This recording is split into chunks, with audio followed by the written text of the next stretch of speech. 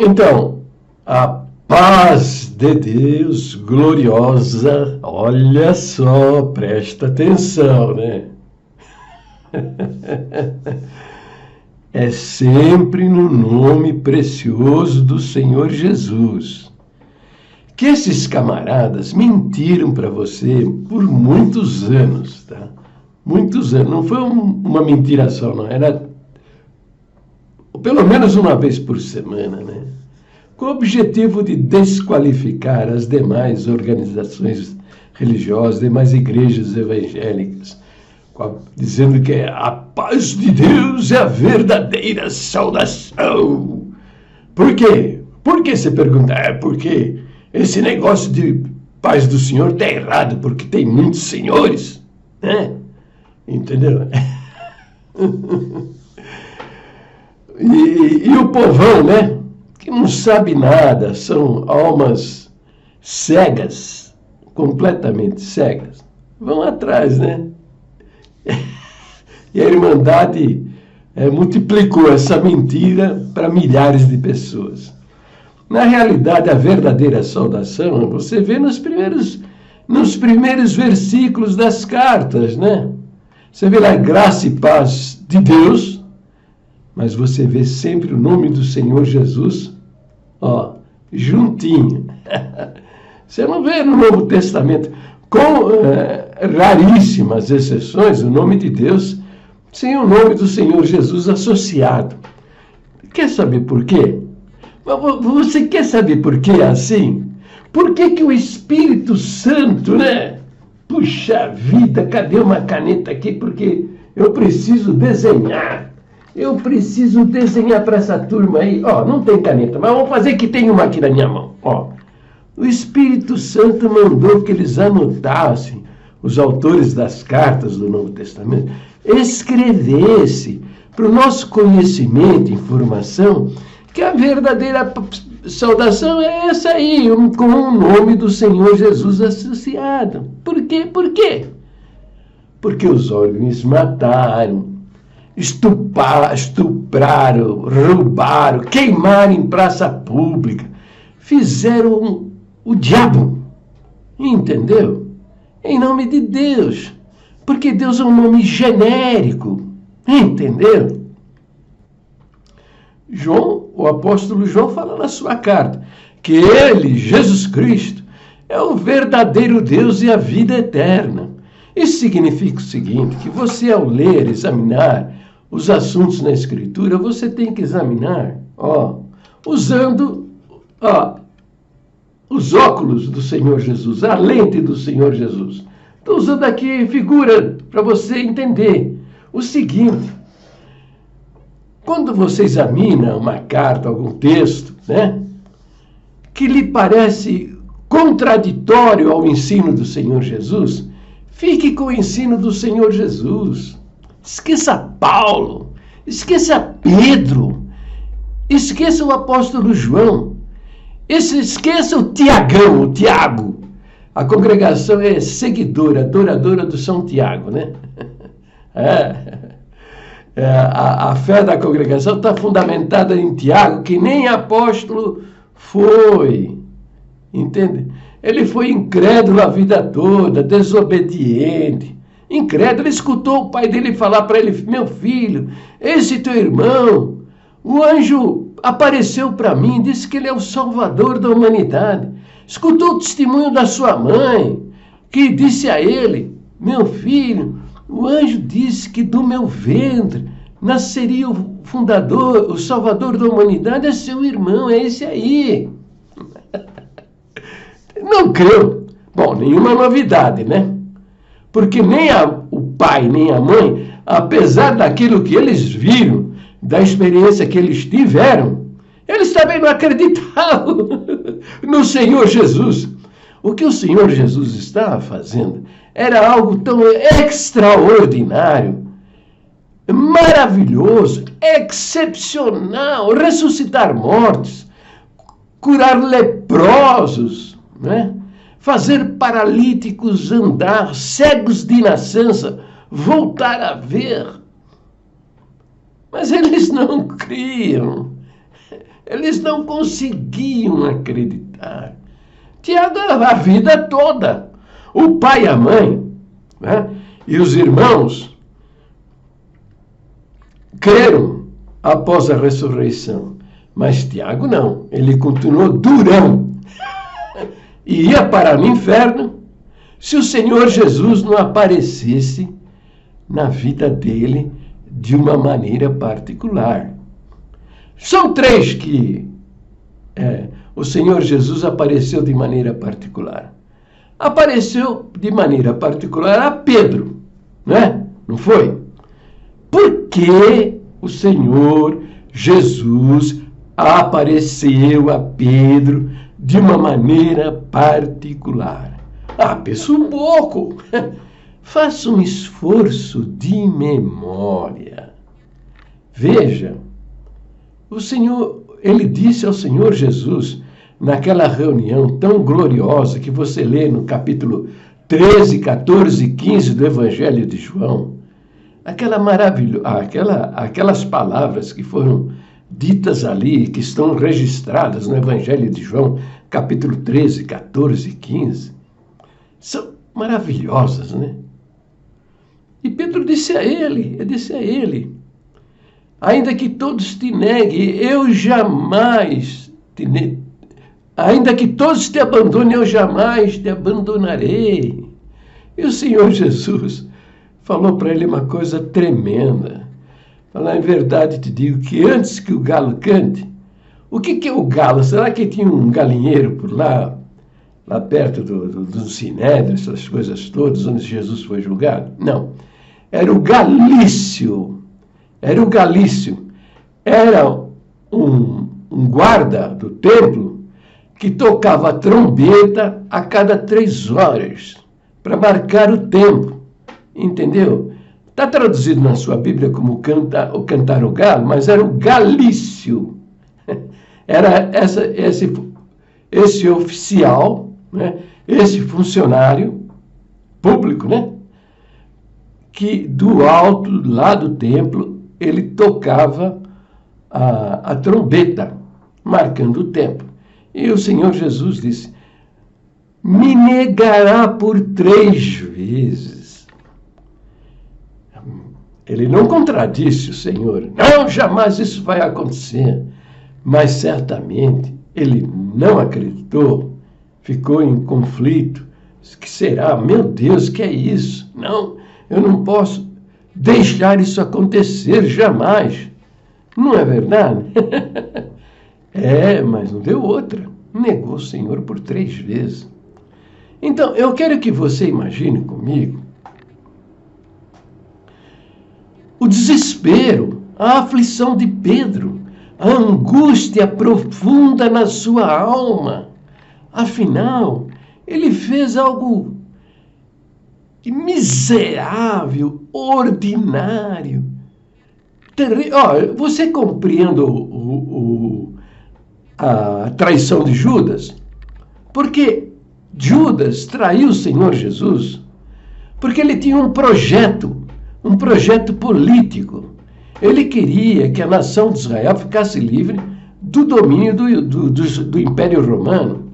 Ele queria provocar uma revolução. Milhares de pessoas estavam seguindo o Senhor Jesus.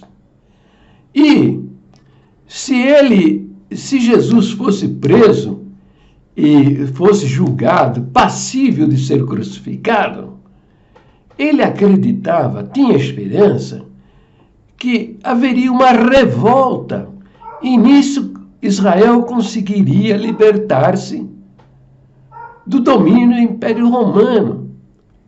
E por isso ele fez o que fez. Entendeu? Mas Pedro não. Então, a angústia de Pedro era maior do que a de Judas.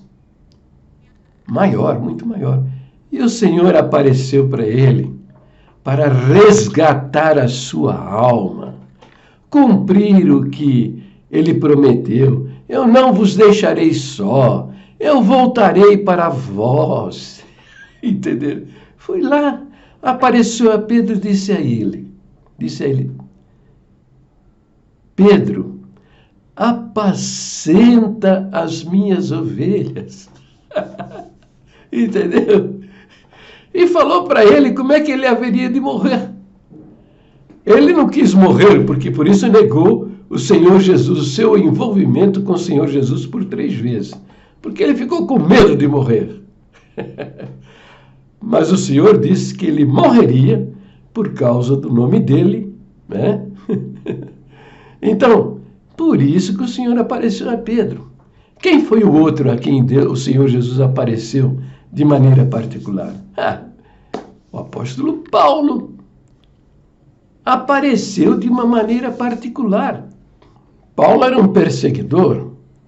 Ele estava com soldados do templo na estrada de Damasco com o objetivo de perseguir, prender e até matar seguidores do Senhor Jesus.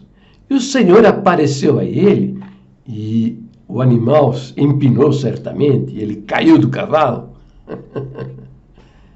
E o Senhor disse a ele, Saulo, Saulo, por que me persegues?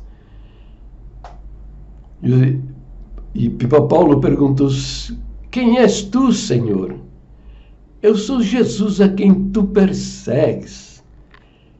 E isso mudou a vida dele. Mudou a vida dele. Cego, ficou na casa de... não me lembro quem é, parece que era Judas, lá na Rua Direita, em Damasco. E o Senhor, então, mandou que Ananias fosse falar com ele. E Ananias ficou espantado. Que negócio é esse? Senhor, este homem, temos notícia, é um perseguidor do teu povo, dos teus discípulos, está prendendo e matando. E aí o Senhor Jesus diz a Ananias a razão pela qual ele estava mandando Ananias falar com Paulo. E disse a Ananias, Ananias, este é para mim um vaso escolhido. Entendeu? Gente, vocês podem até achar que isso foi muito sem sentido, sabe? Paulo, fazer esta obra com Paulo, a fim de que ele se convertesse e se tornasse o apóstolo que ele foi. Vocês podem achar até isso assim meio sem sentido, sem fundamento. Acontece, meu querido, que o Senhor conhece os nossos corações. Né? Ele conhecia o coração de Paulo. Paulo estava num grande conflito. O fermento dos fariseus, né? Sabe o que é o fermento dos fariseus? Se você é da congregação, fique sabendo. Você está todo fermentado por esses fariseus do ministério, tá? Fermento do fariseu. Ele estava bem levedado com o fermento dos fariseus. E para ele era difícil aceitar a verdade. Mas no seu coração e na sua mente havia um grande conflito. Entendeu? Na realidade, ele estava num desespero, fazendo aquilo que ele estava até na veia, no sangue dele, mas a sua mente, seu coração, estava em grande conflito, porque o Senhor mesmo fala, duro é para ti recalcitrares contra os aguilhões. O Espírito de Deus estava trabalhando a mente e o coração de Paulo, a fim de levá-lo a Cristo, e ele, na tradição, todo fermentado com o fermento dos fariseus, queria permanecer na oposição ao cristianismo, na perseguição aos discípulos do Senhor Jesus. E o Senhor teve amor e misericórdia por ele e apareceu a ele de maneira particular e fez dele, né, o maior pregador do evangelho naqueles dias. com as suas 3 viagens missionárias. E, de fato, o Senhor Jesus disse que ele era um vaso escolhido, e, de fato, ele é o vaso, foi um vaso escolhido. Por quê? Responsável por 2/3 do Novo Testamento. Veja o quanto o Senhor se usou, o Espírito Santo se usou do apóstolo Paulo. Está explicado? Expliquei porque Pedro, o Senhor apareceu de maneira particular a Pedro. Expliquei também porque apareceu de maneira particular a Paulo, né? E Tiago. Por que o Senhor Jesus, né, apareceu de maneira particular a Tiago? Porque se não aparecesse de maneira particular a Tiago, ele ia parar no inferno, entendeu? Ficaria sentadinho no colo de Satanás por toda a eternidade. Entende? A sua família inteirinha estava até reunida escondidos, né, depois da crucificação. Os soldados do templo saíram na perseguição dos discípulos do Senhor Jesus. E eles então se esconderam numa sala. Lá estava a família de Jesus. Tiago não estava lá. Entendeu? E a prova definitiva que o cara era uma cascadura, tá? Uma cascadura. E que esse aqui que vos fala, é muito mais bem-aventurado do que Tiago. Eu, aqui, sou mais bem-aventurado do que Tiago. Até você ser crente, se você é crente em Jesus Cristo, você é mais bem-aventurado do que esse Tiago que escreveu esse livro que está aí na sua Bíblia.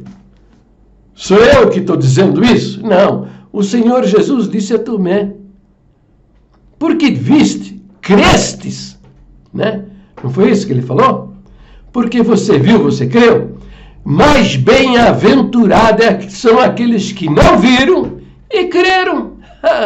Eu não vi nada disso. Nada disso. E o Senhor Jesus nem apareceu de maneira particular, especial para mim, pelo menos até o dia de hoje, né? Pode ser que daqui a pouco, né? Não sei, né?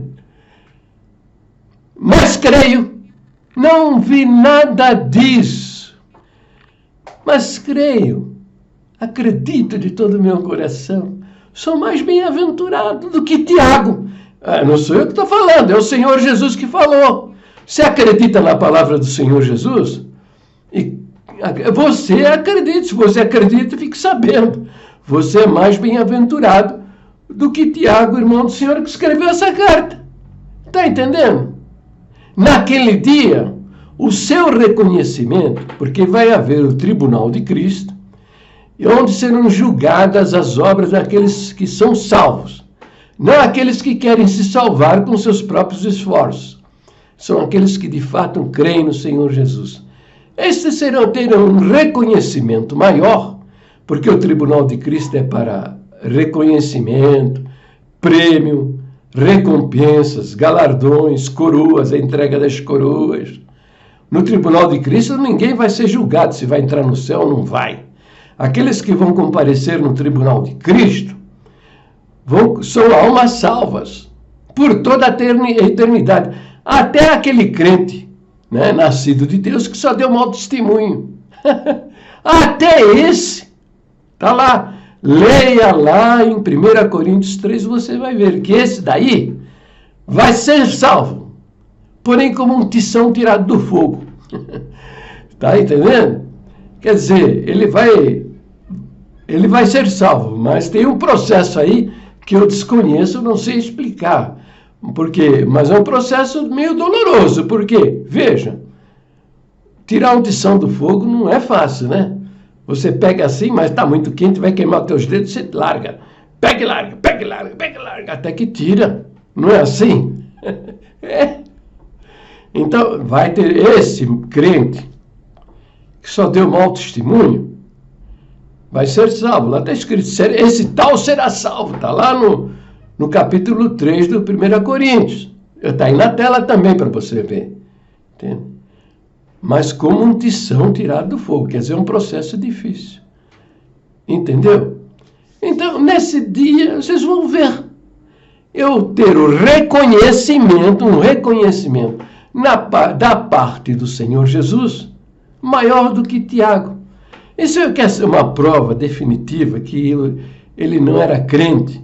Até depois da ressurreição, ele não acreditava. Entendeu? E ele viu, né?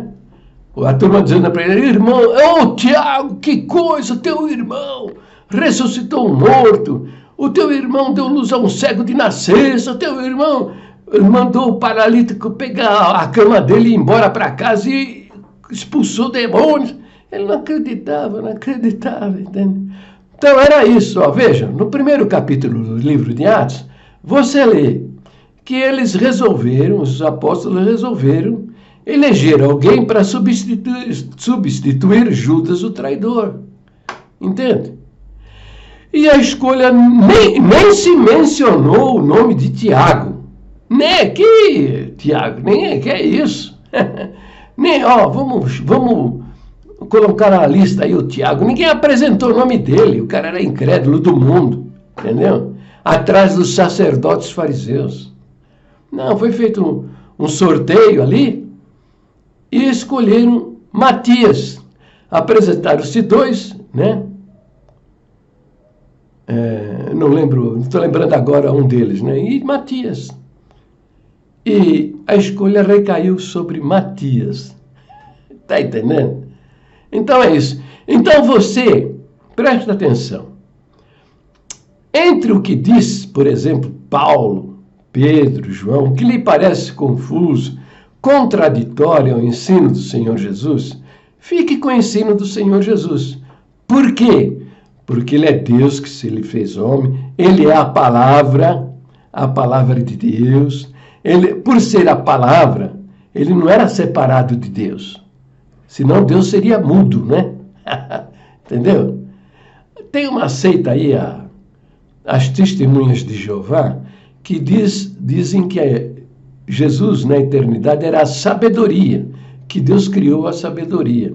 Então, eles creem num Deus que era mudo, né? Não tinha voz, e que precisou criar a sabedoria, que é Jesus, a palavra, para poder falar. Esses caras, presta atenção, não são meio doidos esses camaradas aí, é verdade. Então veja, ele é a palavra, o verbo se fez carne e habitou entre nós. Quer dizer, a palavra se fez carne e habitou entre nós. O verso 1 diz, no princípio, verbo quer dizer palavra, expressão, voz, enunciação. Com essa voz, essa palavra, ele fez todas as coisas. Quando diz lá, no princípio, lá no livro de Gênesis, no princípio criou Deus o céu e a terra. E depois, mais adiante, você no verso 3 diz, e disse Deus. Quer dizer, esse disse Deus, a palavra saiu da boca de Deus e realizou. Por isso você no verso 3 do Evangelho de João, capítulo 1, você diz, todas as coisas foram criadas por ele, e sem ele, nada do que foi feito se fez. Está entendendo? Pela palavra. E o verso 12 diz que o verbo se fez carne e habitou entre nós. Acho que não é o 12, é o 14. Se fez carne e habitou entre nós. E vimos a sua glória, glória como unigênito do Pai. Unigênito do Pai por quê? Porque ele foi a semente que o Espírito de Deus colocou no óvulo de Maria. E Maria concebeu Jesus depois de 9 meses. Entende? São estas coisas. Então, ele é a palavra. Se você vê alguma coisa que Tiago diz, a congregação, essa seita aí, são seguidores de Tiago, querem entrar no céu com seus próprios esforços, na prática de boas obras. E usam 2, de 14 a 16, que diz, lá está escrito, fé sem obras é morta. Aí fazem uma péssima interpretação. joga fora o ensino de Jesus e fica com a palavrinha de Tiago, dizendo que sem obras, né? Sem obras a fé é morta, não existe. É verdade. Esses versos não está falando nada contrário ao que o Senhor Jesus está ensinando. A verdadeira fé, sabe o que faz com você? O Espírito de Deus faz do seu corpo o seu templo. Ele vai habitar dentro de você. Entendeu? Você vai ser o templo do Espírito Santo. E as boas obras vão aparecer. Entendeu? Por quê? Porque os demônios vão sair correndo da sua presença. Você vai dizer para o demônio, sai, e ele vai sair. Você vai impor a mão sobre o enfermo, ele vai ser curado. Entendeu? Você vai dizer para o defunto, levanta, vai para a tua casa, vai haver uma ressurreição. Entende? Por quê? Essas obras vão aparecer. Porque o Espírito de Deus habita em você. Ele está dentro de você. Está entendendo? Isso na dependência da sua fé. Isso vem pela sua fé. Se você acredita, você tem. Se você não acredita, você não tem. Por isso que Tiago está dizendo que a fé sem obras é morta. Ele lá diz, até o diabo crê que é um Deus. Precisa ver se você crê de fato no Senhor Jesus. O que o diabo está dizendo é que a fé verdadeira produz obras. Aparecem as obras. As obras vão acontecer. É isso. Vão acontecer de maneira maravilhosa. Porque você, cheio do Espírito Santo, o fruto, é um fruto só, não são muitos. O fruto do Espírito Santo vai aparecer. O fruto do Espírito Santo, lá em Gálatas 5:22, é como se fora uma laranja com vários gomos. Cada gomo, uma virtude. Amor, alegria, paz, benignidade, bondade, fidelidade, mansidão, domínio próprio. São 9 virtudes que vão aparecer conforme a necessidade, a situação que você se encontre. Você vai ter uma palavra boa para dizer a alguém. Você vai ter poder para curar um enfermo. Nem que esteja perto, não precisa nem estar perto de você. À distância vai acontecer. Você ora aqui e acontece lá. 1, 2, 50, 100, 1000 quilômetros longe de você. Então, minha gente, pare, dar valor a ensino de homens, para usar o ensino de homens para contradizer o ensino do Senhor Jesus. Porque diante dele não tem Paulo, não tem Pedro, não tem João, não tem Tiago, não tem conselho de anciães. Esse bando de fariseus que manipularam a sua mente com falsas doutrinas, tá? Enganos diabólicos, entendeu? São criminosos estes homens. Não tem conselho de ancião, não tem palavra de ancião. Aliás, eles dizem que agora é a hora da palavra, porque eles dizem que a palavra é o que sai da boca deles. Mentira. Na congregação tem a hora da pregação. Não é a hora da palavra. Porque não tem essa aí. A palavra é a Escritura Sagrada. É o texto registrado nas Escrituras. Não é o que eles falam. O que eles falam é uma pregação. E como eles são cartomantes da Bíblia, né? Não é... Eles praticam a bibliomancia, né? O cigano pratica a cartomancia, né? Ele lê a vida das pessoas nas cartas. Na congregação, eles praticam a bibliomancia. Eles têm a pretensão de ler a vida das pessoas na Bíblia, fazendo profecias que são contrárias até à revelação das Escrituras, ao ensino da palavra, que diz, se houver profeta, né, fale 2 ou 3 e os outros julguem. Entendeu? Não era assim, profecia atirada na cabeça de 600, 800 irmãos, não. Era tete a tete, olho no olho. Entendeu? Como Ágabo profetizou a respeito de Paulo. Havia uma reunião, esse profeta, de nome Ágabo, ele veio, tirou o cinto de Paulo, amarrou as suas mãos e falou: assim farão com o dono deste cinto. Ali naquele meio, alguém ficou com dúvida? Ou será que essa profecia é comigo? Não.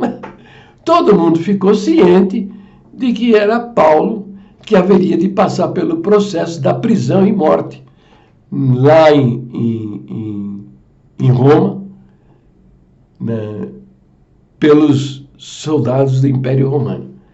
Então, tá bom, para o vídeo por aqui. Deus abençoe a todos. Fiquem todos na paz gloriosa do nosso Deus. Se inscrevam no meu canal. Divulguem estes vídeos nas redes sociais, no Facebook, no Instagram, no Twitter, lá no Telegram. Compartilhe, se inscrevam no meu canal, dá o seu like, para que outras pessoas vejam os vídeos do meu canal. E, se nesse esforço, né? Se nesse esforço uma alma sair da seita dos fariseus, se libertar do fermento dos fariseus e chegar ao conhecimento do evangelho da salvação, que, aliás, vai passar na tela aí, o ensino do Senhor Jesus sobre a nossa salvação. Entendeu? Se você não tem certeza da sua salvação, examine os versos que eu vou apresentar agora por alguns minutos. Abra sua Bíblia, pare, confira e veja. E creia nessas palavras do Senhor Jesus de todo o seu coração, que vou apresentar dentro de alguns minutos a doutrina da salvação para a igreja nos nossos dias, que é pela fé. Quem crê tem a vida eterna. Quem não crê está danado, vai parar no inferno. Tá bom? Então, se nós nesse esforço, nesse empenho, uma alma se libertar do jugo dos fariseus, desse fermento diabólico que esses homens, manipulando a mente das pessoas, né, tomaram o controle de suas almas, aprisionaram as suas almas. Se uma delas se libertar, os anjos vão cantar hinos de louvor a Deus nos céus e você e eu, seremos ricamente abençoados. Beijo nos vossos corações. E fiquem todos na paz de Deus, gloriosa, sempre no nome precioso do Senhor Jesus.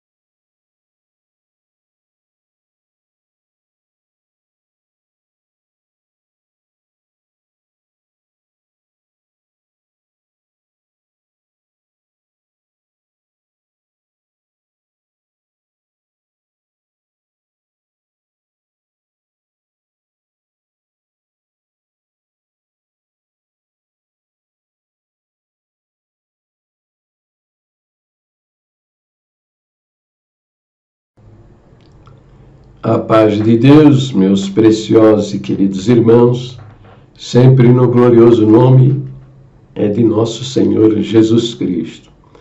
Muito feliz de vocês estarem aqui comigo, né, neste vídeo. Um abraço de quarentena. Estou aqui com a minha máscara, né? Para que se eu tiver que sair não esquecer a minha máscara. E vamos avante, né? Vamos responder aqui no comentário da nossa querida irmã Isabel Correia. A nossa irmã Isabel Correia, ela está me perguntando, ela deixou lá nesse vídeo aqui, tá vendo? Conversando com o irmão Claudemir, tá vendo aqui? Ela está perguntando, o que você gostaria que mudasse na congregação? Faça um vídeo falando sobre isso. Bom, de princípio, tá?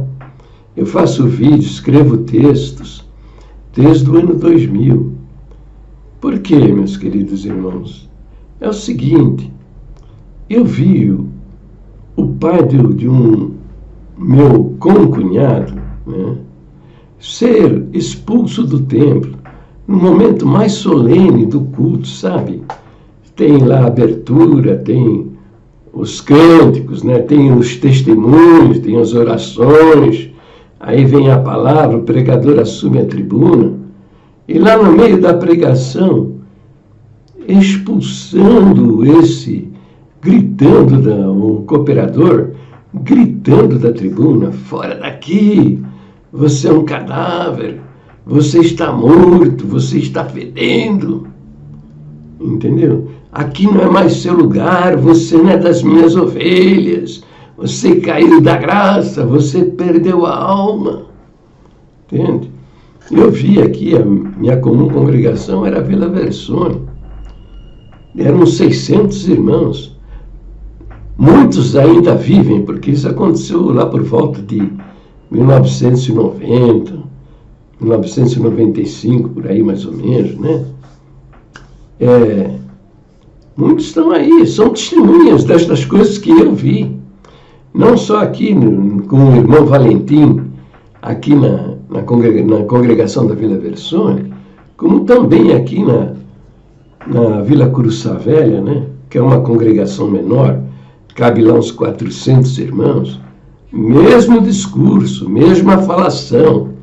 Tem informação que isso acontecia também na igreja central aqui da Vila Lila, acontecia também ali na congregação do Itaim, da tribuna, no meio do culto, no momento mais solene do culto, na pregação, o pregador babando de ódio, sabe? Babando de ódio.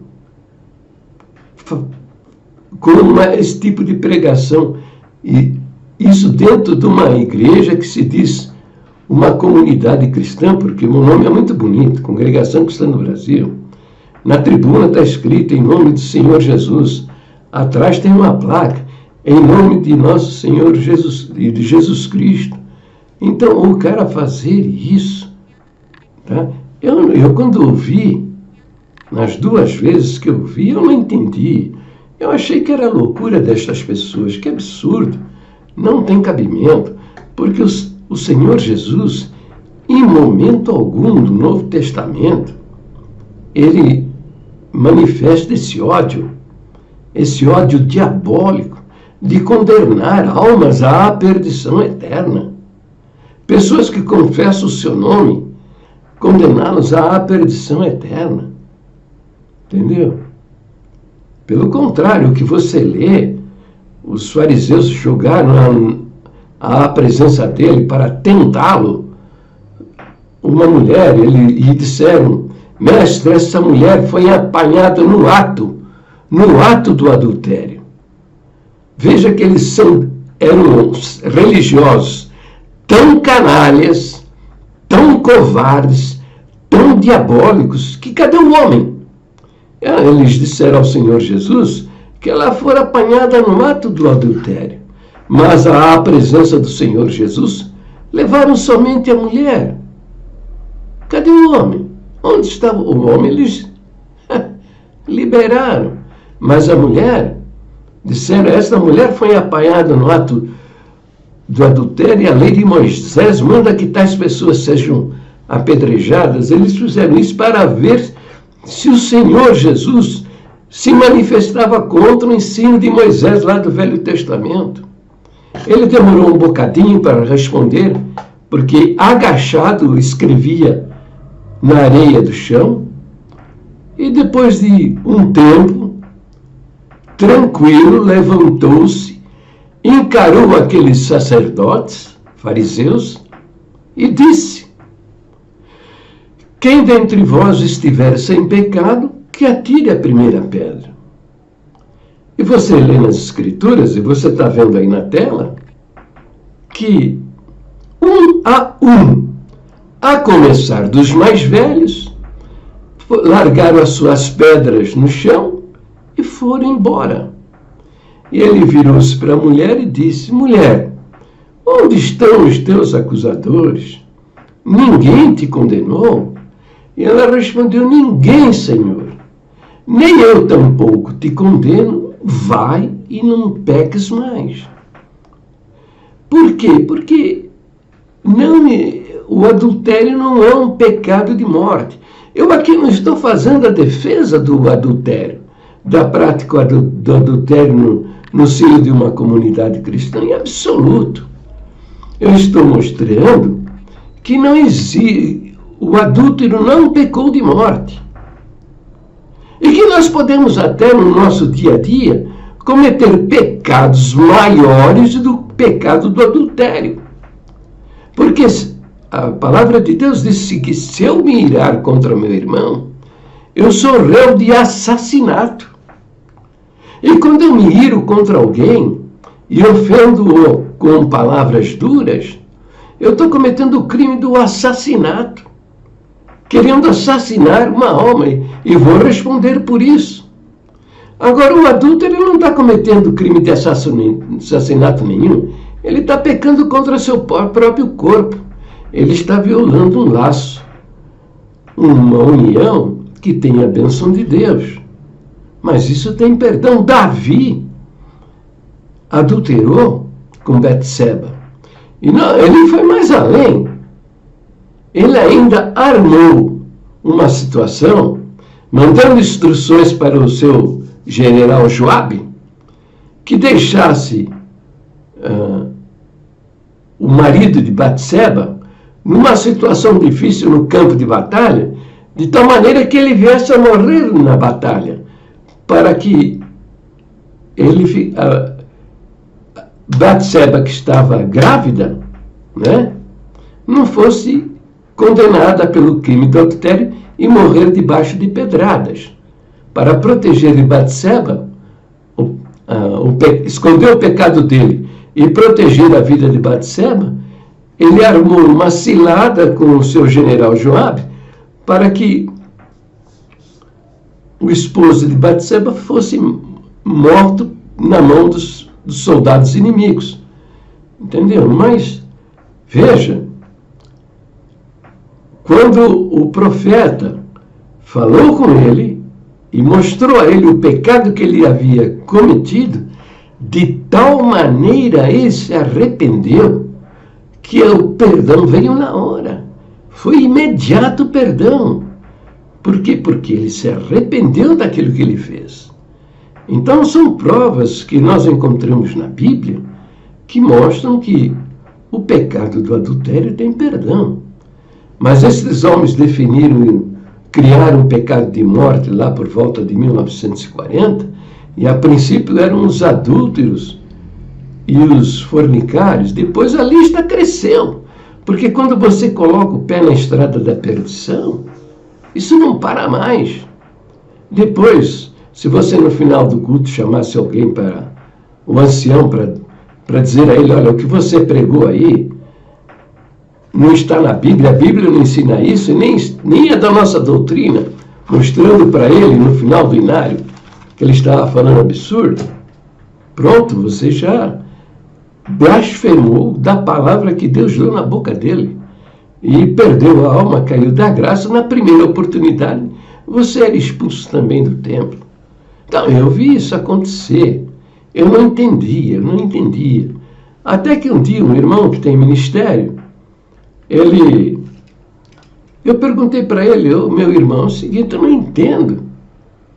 Porque todos os anos é lido uma listinha aí resultado da Assembleia lá do Brás, é lido uma listinha que não tem, são coisas que todo mundo sabe, coisas até que lá para trás era bom, hoje já não serve mais, entendeu? Eu não vejo sentido de homens do Brasil inteiro se reunir no Brás, ficar lá trancado vários dias, e saiu uma listinha tão pobre de ensinamento, não traz nada.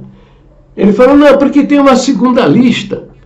E foi correndo lá na sua Bíblia, pegar a listinha e tal, abriu e mostrou, né, essa segunda lista. Que eu fui olhar, né, eu li lá que tinha 2 ensinamentos. O primeiro deles é que o ministro não deveria, né, na exortação, na pregação, na tribuna, falar coisas da sua própria vida, o que havia acontecido com ele, porque isso provocava a exaltação da personalidade do pregador. Entendeu? Isso gerava uma idolatria, né? E esse ministro aí, ele fazia isso o tempo todo. Eu estava até para falar com ele, quando eu vi o ensinamento, eu não preciso mais falar, ele está aí o ensinamento. Né? O outro ensinamento dizia que os anciãos não deveriam casar-se com mulheres viúvas ou divorciadas. Que é isso, né? Viúva até dá para entender, né? Porque é possível que ela tenha um problema de casamento, esteja com várias acusações e tal, poderia refletir na personalidade dele, no ministério dele, não sei, né? Essas ideias ligadas a um casamento que não foi que foi mal sucedido, né? Até achei meio assim, mas não poderia casar-se com uma viúva? Não tem cabimento isso? Só casar-se com mulheres virgens? Se ele ficasse viúvo, teria que casar com uma mulher virgem? Não tem cabimento uma coisa dessa? Isso é coisa lá do Velho Testamento, lá os anciãos do Velho Testamento. Então, mas ele percebeu uma coisa, que eu não poderia ler aquilo. Aliás, ele nem poderia estar com essa lista secreta, porque isso pertence, só os anciãos podem ler. E ele não era ancião, ele era um cooperador. Agora, ele havia deixado na minha mão que nem ministério eu tinha. Ele rapidinho tomou da minha mão. Mas isso já abriu o meu entendimento. E eu compreendi que deveriam haver instruções para matar almas e destruir famílias em listas secretas de ensinamentos. E aí eu comecei a investigar esse assunto. E fui descobrir que lá em 1948 já existia o tal do pecado de morte. Porque lá está o ensinamento que há vários pecados de morte. Que é isso? Não o único pecado que não tem perdão é a blasfêmia contra o Espírito Santo, que está aí no livro de São Mateus, capítulo 12. Agora, eles já estavam inventando outros pecados de morte. Um deles, por exemplo, você contestar a palavra que foi pregada. Também está blasfemando. Daí veio a tal da blasfemando desse jargão, né? Se você repreendesse o ministro no final do culto, falasse, o que você pregou não está na Bíblia, nem é da nossa doutrina, pronto, você já blasfemou da palavra que Deus deu na boca dele, você já era um cão, uma porca lavada, um porco, e expulso do templo.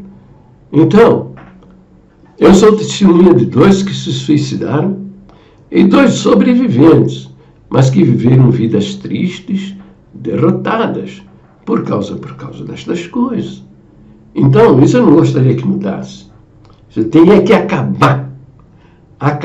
E esse ministério aí, que está hoje admitindo, desde 2016, em listas secretas, está escrito que não existe pecado de morte, mas isso até hoje eles estão matando gente e destruindo família. No dia 6 de março, veja, acho que foi no mês de janeiro, ou fevereiro, eu estava buscando saber a respeito daquele cooperador de jovens da cidade de Orlândia, interior de São Paulo, que se suicidou. E eu queria informação e ninguém me dava informação. Todo mundo não me passava informação. Quem é, como foi, essa história, esclarecer isso. Ninguém me dava essa informação. Outras coisas também que foram chegando para mim, eu buscava informação, ninguém queria informar, acho que não queriam se comprometer. Entende? Eu acho, sei lá, deve ser isso. Eu orei com intensidade, eu cheguei a reclamar. Eu reclamei com o Senhor, porque eu queria que eu pudesse ver, examinar, saber melhor. No dia 6 de março, foi uma preparação de Deus, eu entendo. Eu entendo que foi uma preparação de Deus. Era noite, eram umas 6h30, eu tomei uma mordida de um cachorro, né? E eu fui procurar o posto de saúde aqui perto da minha casa, estava fechado. Então eu fui na UPA, que trabalha 24 horas, né? Unidade de Pronto Atendimento da Prefeitura de São Paulo. E eu estou lá resolvendo o problema para poder marcar a minha consulta, e eu recebo no celular um zap, uma mensagem no WhatsApp, de minha esposa dizendo que na porta da minha casa, na calçada, em frente à minha casa, tem uma pessoa parada, um homem parado lá, suspeito. Ela suspeitava de alguma coisa. E ela estava com medo, porque somos nós dois sozinhos. Então eu queria resolver o problema da minha senha, para poder ser atendido pelo médico, né? E quando eu vi um irmão, uma pessoa, quando me viu, eu vi que o rosto dele se iluminou e ele queria falar comigo. E ele me abordou, sabe? Na hora que eu queria em casa ver quem era essa pessoa que estava na porta da minha casa de maneira suspeita. E aí ele me contou que ele foi cooperador de jovens, que o Ministério, os anciãos estavam querendo enviá-lo, ele e a família, para a Bolívia, onde ele exerceria o Ministério de Cooperador lá na Bolívia, quer dizer, uma pessoa respeitada pelo Ministério, querida pelo Ministério aqui da Zona Leste, né?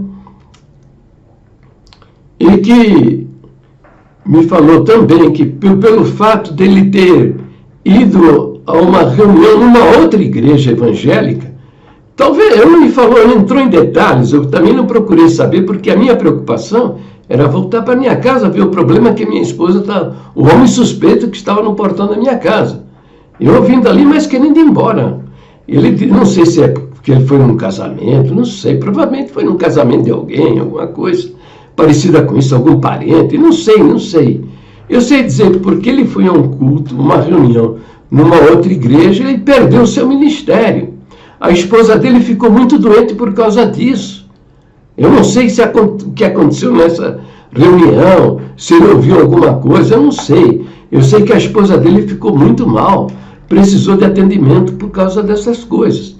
E aí ele me disse o seguinte, que ele era testemunha de um irmão que se atirou do quarto andar de um prédio, se suicidando, e que havia vídeo, uma câmera, um vizinho ali daquele lugar, filmou o corpo desse irmão caindo do prédio.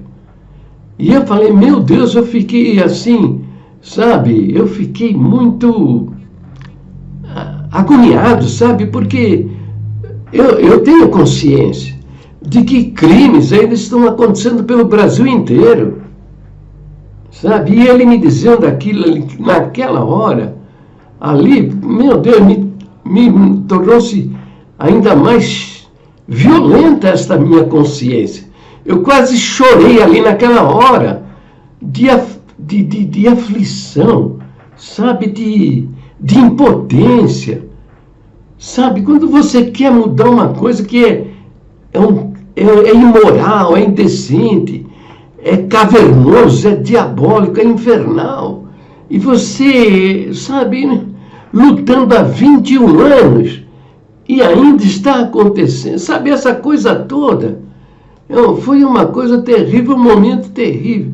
Eu falei, anota meu telefone aí, me conta essa história, direitinho. Passei o meu telefone e ele prometeu, ele falou, olha, eu vou te mandar um vídeo, eu não tenho medo, eu vou te mandar um vídeo. Aí eu falei, pelo amor de Deus, me informe direitinho, manda esse vídeo para mim, olha, eu estou indo embora, porque... Aí expliquei para ele, eu tinha um homem na porta da minha casa, minha esposa tinha mandado um WhatsApp aí, dizendo que ela suspeitava que seria podia ser um malfeitor, né? Bom, é isso aí, tá acontecendo até hoje pelo Brasil inteiro, infelizmente. Isso está acontecendo, coisas que a gente toma conhecimento, tem muita coisa que nós não sabemos, mas está acontecendo. Então isso tem que acabar. Tem que acabar. Você que está vendo esse vídeo, você sabe de alguma coisa, você viu alguma coisa, me comunica, me informa, passa nome, diz quem são. Vamos se levantar contra isso, porque isso tem que acabar. Isso não se faz, isso é crime hediondo. Isso é crime hediondo. Isso é pior do que você dar um tiro na cabeça de uma pessoa no meio da rua. Porque você fez porque quis. Esses homens fazem dentro da igreja, dizendo-se servo de Deus, a boca de Deus na terra, em nome de Jesus Cristo, estão matando e destruindo almas e destruindo famílias, em nome do Senhor Jesus. Então isso tem que acabar. Tá? Outra coisa que eu queria que mudasse, agora o que eu queria que mudasse, é que parasse de batizar pessoas de qualquer jeito. Batiza drogado, batiza viciado, batiza endemoniado, batiza amaziado, batiza pessoas com sérios problemas de personalidade, gente que estão vivendo vidas em conflito. O número de crianças que são abusadas pelos pais, pela mãe, pelos tios, pelos irmãos, pelos primos, pelos vizinhos. A criança, agora aconteceu, uma menina passou por um processo de aborto, abortou uma criança, que resultado do abuso do tio dela, desde quando ela tinha 4 anos de idade, 5 anos de idade, esse imoral aí, esse tio, vinha abusando dela ao longo de todos estes anos, entende? Você pensa que é uma novidade, é um caso isolado? Não, isso está acontecendo o tempo todo no Brasil inteiro. No Brasil inteiro. Isso não é de agora também não, isso sempre foi assim.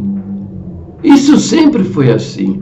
Então esses meninos, essas meninas, eles crescem vidas desestruturadas, vidas com problemas, em conflito, sabe? Porque não experimentaram um pai e uma mãe cuidadosos que os criassem com amor e carinho. São pessoas que vêm de lares violentos, onde o pai é espancador, é beberrão, é viciado. A mãe não respeita o casamento, é espancadora, não tem uma boa palavra para dar, não tem uma orientação, entende? São moços e moças que crescem, eles têm dentro de si uma grande frustração, uma grande tristeza, sabe? E a igreja para estas pessoas vai ser o hospital, o Evangelho, o Novo Testamento, o ensino de Jesus tem poder para curar estas almas. Mas a congregação é criminosa porque fizeram do batismo um matador de almas. Batiza as pessoas de qualquer jeito. Lá na frente aparece a contradição e eles expulsam do templo, condenam as pessoas, tiram ela do meio do povo. Entende? É o tempo todo desse jeito. E quando deveria ser diferente. Estas pessoas, a primeira coisa, para que batizar de imediato? A igreja primitiva não fazia isso. A congregação tem um discurso falso, mentiroso. Diz que ela restaurou a igreja primitiva. Mentira! A igreja primitiva, rapidinho, mas muito rápido, ela já havia entendido que ela não podia batizar de qualquer jeito. Você lê lá no Novo Testamento pessoas sendo batizadas de imediato. Mas aquele tempo, aquele momento, era um momento onde havia uma manifestação poderosíssima do Senhor. O Evangelho de Nosso Senhor Jesus Cristo era uma novidade. Tá? E muito embora eles não tinham nem as cartas, nem os evangelhos, mas o poder de Deus que manifestava no meio daquele povo era algo muito extraordinário e puro. Entende? Diferente de hoje, que a palavra de Deus, o Novo Testamento, fala da apostasia. Que a igreja viveria uma forte apostasia, lotada de falsos profetas. Isso é diferente. Entende? Mas logo a igreja primitiva descobriu que não podia batizar de qualquer jeito. Leia, procura aí na internet a Didaquê, o ensino dos 12 apóstolos. Você vai ver que no capítulo 7º, no 7º capítulo, há 6 capítulos antes, de ensinamentos, no 7º capítulo, é que tem instruções para batizar. Os 6 capítulos anteriores têm vários ensinamentos. E eles ensinavam as pessoas a respeito do cristianismo, do ensino de Jesus, o ensino do Evangelho, e observavam se havia na pessoa os sinais de um novo nascimento, os sinais de uma conversão, uma mudança de vida. Entende? Só então, ainda recomendavam o jejum de 2 ou 3 dias para quem ia batizar e a pessoa que queria ser batizada. Não faziam de jeito nenhum o que a congregação faz, que isso aí faz do batismo uma atadura de almas. Muitas das pessoas que foram expulsas do templo, se antes de qualquer coisa, a pessoa quer batizar, você quer batizar? Muito bem, vamos conversar um pouco, conhecer a pessoa, conhecer sua família, ver se há algum problema, conflitos de personalidade, pegar os moços, as moças, levar para uma sala, sabe?